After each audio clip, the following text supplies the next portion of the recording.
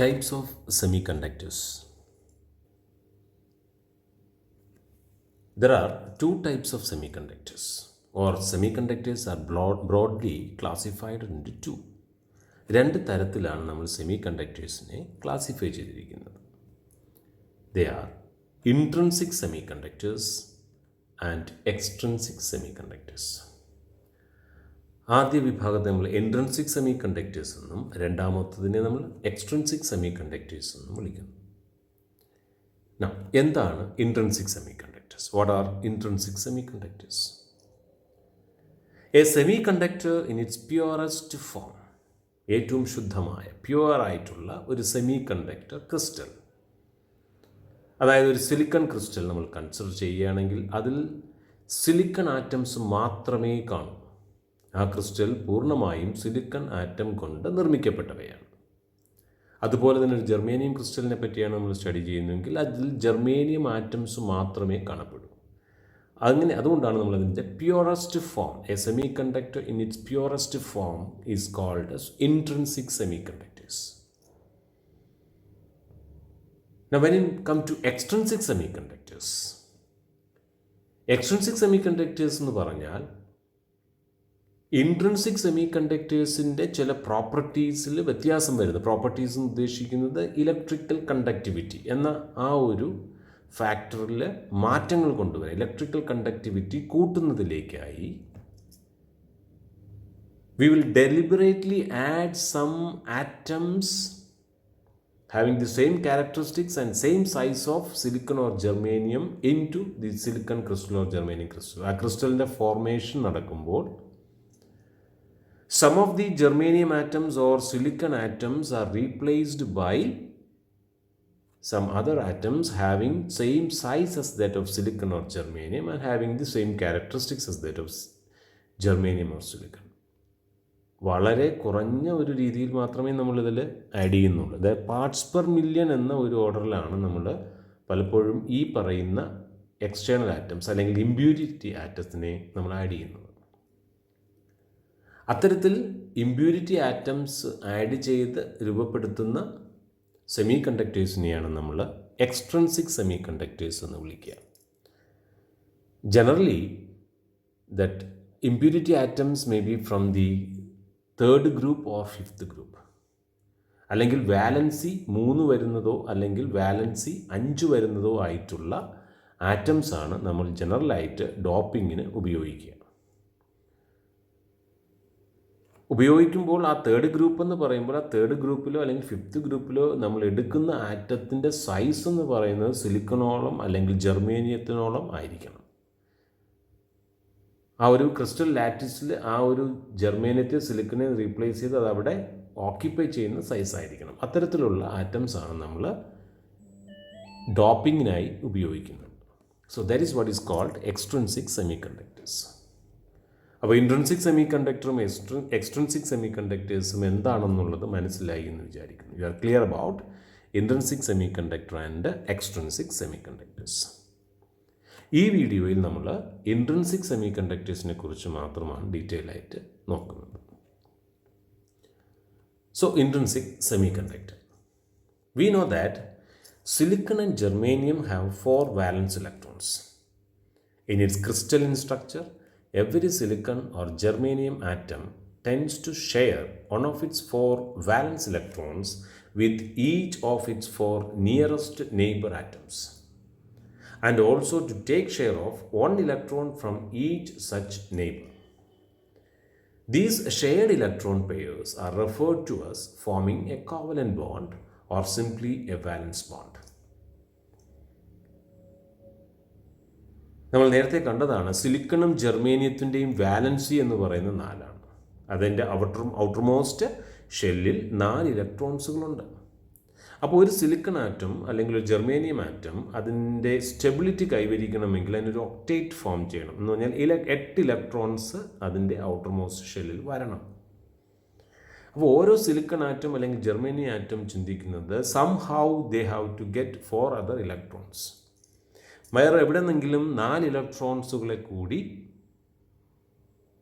Acquire ചെയ്യുക. അപ്പോൾ ഇവിടെ സിലിക്കൺ ക്രിസ്റ്റൽസ് മാത്രമാണുള്ളത്, അല്ലെങ്കിൽ ജെർമേനിയം ക്രിസ്റ്റൽസ് മാത്രമാണുള്ളത് കൊണ്ട് ഓരോ ആറ്റത്തിൻ്റെയും ടെൻഡൻസി ഇത് തന്നെയാണ്. They have to get 4 electrons from somewhere. അപ്പോൾ ഇവിടെ എല്ലാ ജെർമേനിയം ആറ്റവും സിലിക്കൺ ആറ്റംസ് അവയുടെ ടെൻഡൻസി ഇങ്ങനെ ആയതുകൊണ്ട് they will try to share the electrons among themselves. ഒരു സെൻട്രലിരിക്കുന്ന ഒരു ജെർമേനിയം ആറ്റം അല്ലെങ്കിൽ ഒരു സിലിക്കൺ ആറ്റം തൊട്ടടുത്ത് വരുന്ന 4 ഇലക്ട്രോൺസുമായി അതിൻ്റെ 4 വാലൻസിൽ വരുന്ന 4 ഇലക്ട്രോൺസ് ഷെയർ ചെയ്യുന്നു. അതിനോടൊപ്പം ആ സെൻട്രൽ ആറ്റം തൊട്ടടുത്ത് വരുന്ന 4 ജെർമേനിയം ആറ്റത്തിൽ നിന്ന് ഓരോ ഇലക്ട്രോണിനെയും ഷെയർ ചെയ്യുന്നു. ഈ രീതിയിൽ ഒരു സെൻട്രൽ ആറ്റം 8 ഇലക്ട്രോൺസ് കൈവരിക്കുന്നു. അപ്പോൾ ഈ ഒരു ഇൻട്രാക്ഷനാണ്, ഇലക്ട്രോൺസുകൾ ഷെയർ ചെയ്യുന്നതിലൂടെ അടുത്തടുത്ത് വരുന്ന ആറ്റം തമ്മിൽ ഒരു ബോണ്ടിങ് ഉണ്ടാകുന്നു. ഇത്തരത്തിൽ ഇലക്ട്രോൺസിൻ്റെ ഷെയറിംഗ് കൊണ്ടുണ്ടാകുന്ന ബോണ്ടിങ്ങിനെയാണ് നമ്മൾ കോവലൻറ്റ് ബോണ്ടെന്നോ അല്ലെങ്കിൽ വാലൻസ് ബോണ്ടെന്നോ പറയുക. ഈ ചിത്രത്തിൽ +4 എന്ന് കാണിക്കുന്നത് ഒന്നുകിൽ നിങ്ങൾക്ക് അതിനെ സിലിക്കണെന്നോ അല്ലെങ്കിൽ ജെർമേനിയം എന്നോ വായിക്കാം. ആ ഡോട്ടഡ് ലൈൻ കാണിക്കുന്നത് കോവലൻറ്റ് ബോണ്ട്സുകളാണ്. അതിൽ വരുന്ന നീല ചെറിയ ഡോട്ട്സ് ആണ് bonding electrons. So a germanium crystal or a silicon crystal is actually form due to covalent bond അല്ലെങ്കിൽ വാലൻസ് ബോണ്ട്. അപ്പോൾ വാലൻസ് ബോണ്ടോ കോവലൻറ്റ് ബോണ്ട് ഫോർമേഷനാണ് ഇവിടെ ഒരു ഇൻട്രിൻസിക് സെമി കണ്ടക്ടർ രൂപപ്പെടുന്നത്. ഈ കാണിച്ചിരിക്കുന്ന ചിത്രം 0 കെൽവിനിലാണ്, അബ്സല്യൂട്ട് ടെമ്പറേച്ചറിലാണ് ഇത് കാണിച്ചിരിക്കുന്നത്. അവിടെ നോക്കുമ്പോൾ എല്ലാ ഇലക്ട്രോൺസുകളും, ഔട്ടർ മോസ്റ്റിൽ വരുന്ന എല്ലാ ഇലക്ട്രോൺസുകളും കോവലൻറ്റ് bond ഫോർമേഷനിൽ പങ്കെടുത്തിരിക്കുകയാണ്. As the temperature increases, more thermal energy becomes available to these electrons and some of these electrons may break away. That is becoming free electrons contributing to conduction.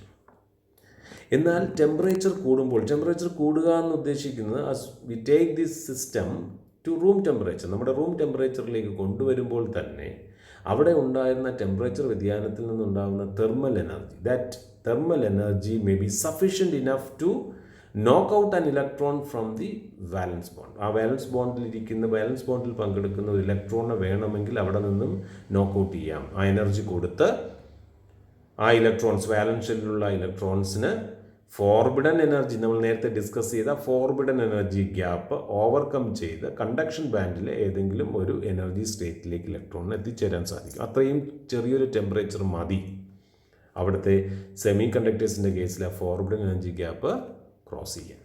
അപ്പോൾ temperature കൂടുന്തോറും ഈ പറയുന്ന process electron will get knock out from the atoms and reaches the conduction ബാൻഡിലേക്ക്. Once that electrons reaches the conduction band, they are free, they are not bounded to the atoms. ആ ആറ്റവുമായിട്ട് യാതൊരു രീതിയിലും bind ചെയ്തിട്ടില്ല, they are totally free.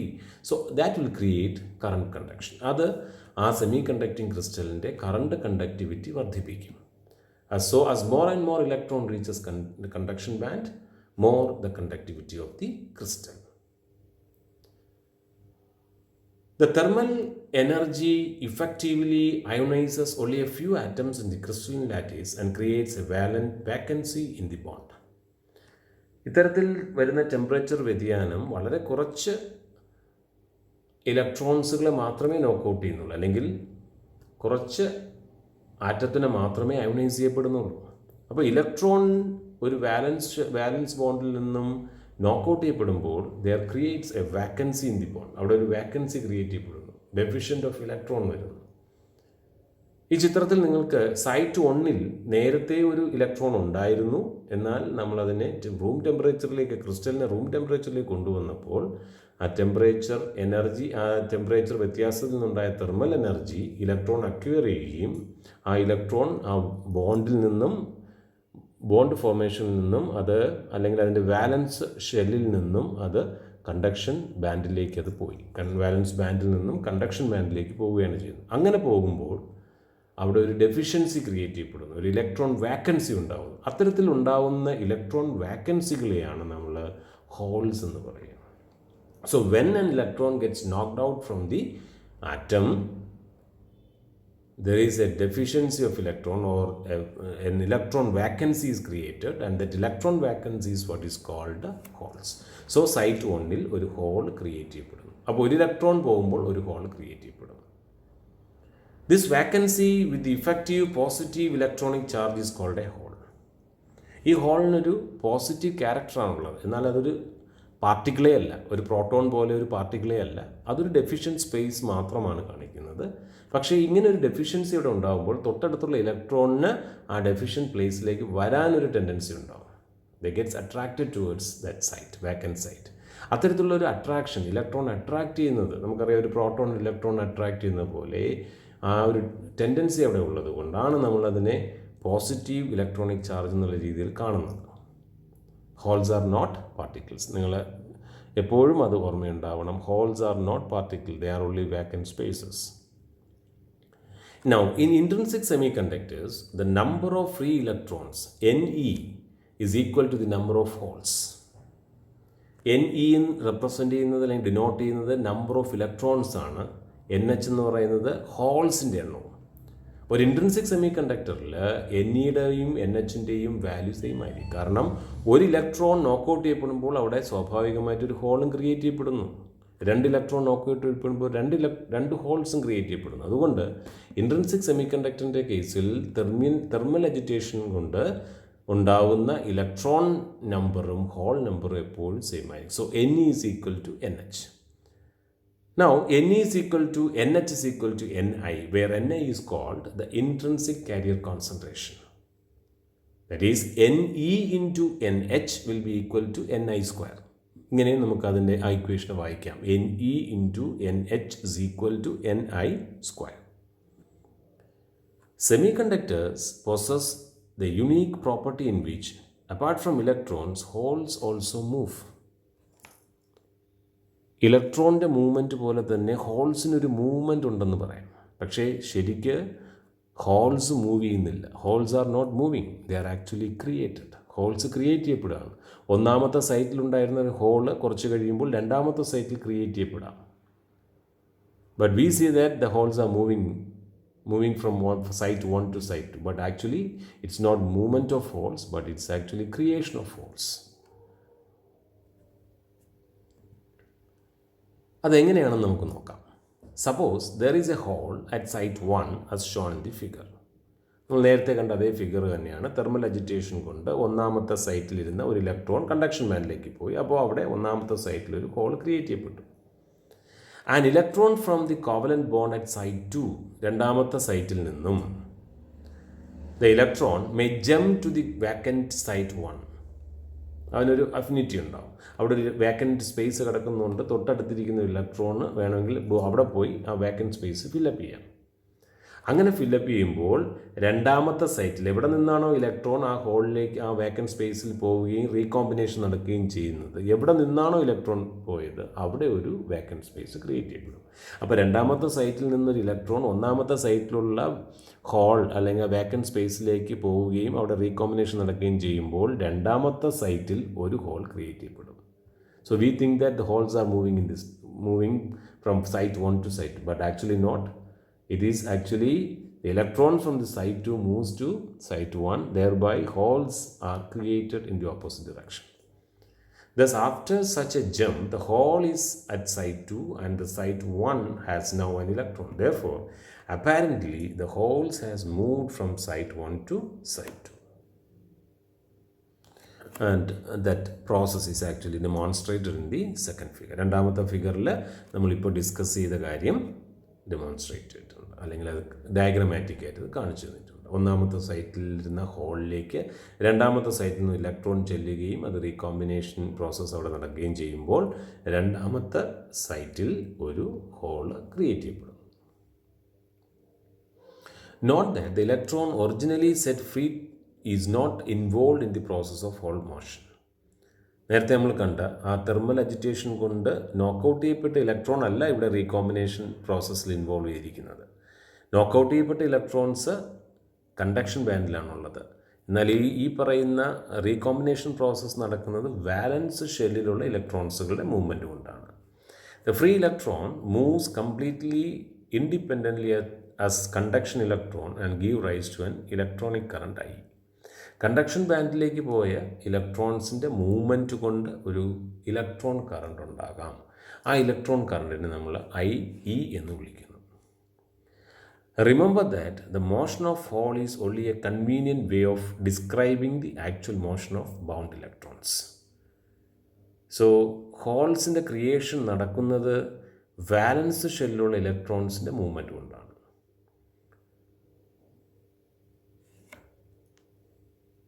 Under the action of an electric field, these holes move towards negative potential, giving the Hall current IH.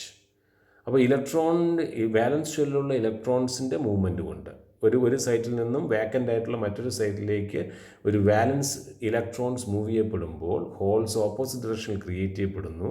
ആ ഇലക്ട്രോണുകളുടെ movement കൊണ്ട് ഒരു current ഉണ്ടാകാം. കണ്ടക്ഷൻ ബാൻഡിലാണ് മൂവ് ചെയ്യുന്നത്. അതേസമയം വാലൻസ് ഇലക്ട്രോൺസിൻ്റെ മൂവ്മെൻറ്റ് കൊണ്ടുണ്ടാവുന്നതിനെയാണ് നമ്മൾ ഹോൾ കറണ്ട് IH എന്ന് ഡിനോട്ട് ചെയ്യുന്നത്. അത് ഡിഫറൻഷ്യേറ്റ് ചെയ്യാൻ വേണ്ടിയിട്ടാണ്. ഇതിലൊന്ന് ഇലക്ട്രോൺ കറണ്ടും മറ്റൊന്ന് hole current. But actually IE and IH രണ്ടും ഉണ്ടാവുന്നത് ഇലക്ട്രോണിൻ്റെ മോഷൻ കൊണ്ടാണ്. ഒന്ന് IE ഉണ്ടാവുന്നത് കണ്ടക്ഷൻ ഇലക്ട്രോൺസിൻ്റെ മൂവ്മെൻറ്റ് കൊണ്ടും മോഷൻ കൊണ്ടും, IH ഉണ്ടാവുന്നത് വാലൻസ് ഷെല്ലിലുള്ള ഇലക്ട്രോൺസിൻ്റെ മൂവ്മെൻറ്റ് കൊണ്ടും. അതൊന്ന് ഡിഫറൻഷ്യേറ്റ് ചെയ്ത് കാണാൻ, ഡിഫറൻസ് കൊണ്ടുവരുന്നതിന് വേണ്ടി നമ്മൾ ഒന്നിനെ ഇലക്ട്രോൺ കറണ്ടെന്നും കണ്ടക്ഷൻ ഇലക്ട്രോൺസ് കോൺട്രിബ്യൂട്ട് ചെയ്യുന്നതിനെ ഇലക്ട്രോൺ കറണ്ടെന്നും വാലൻസ് ഇലക്ട്രോൺസ് കോൺട്രിബ്യൂട്ട് ചെയ്യുന്ന കറണ്ടിനെ IH എന്ന ഹോൾ കറണ്ട് കൊണ്ടും നമ്മൾ ഡെസിഗ്നേറ്റ് ചെയ്യും.